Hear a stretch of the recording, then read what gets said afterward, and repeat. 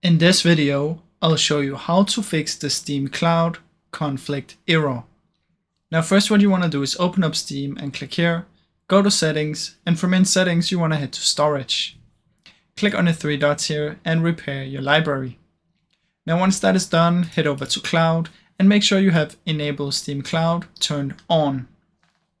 Now once you've done this, what you can do is simply close this down and head over to a web browser. Search for steamstat.us and check if your server is down. Now if your server is down, it might not work, so make sure yours is okay. Now if it isn't, you can just wait for them to fix it. There's not really much more you can do besides waiting. Now after that you've checked that everything is fine, what you should do is come down here and search for VPN. Come into your VPN and make sure you're not connected to a VPN. If you're on a VPN, it can cause some errors with the cloud sync.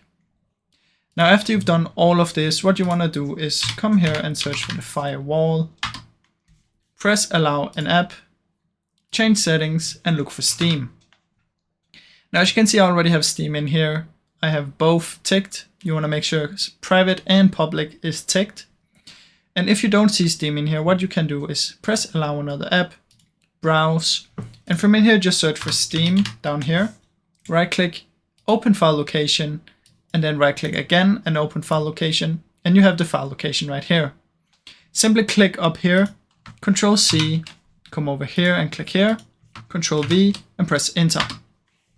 Now you should already be in the file now, so you can simply select Steam, open, and then add it.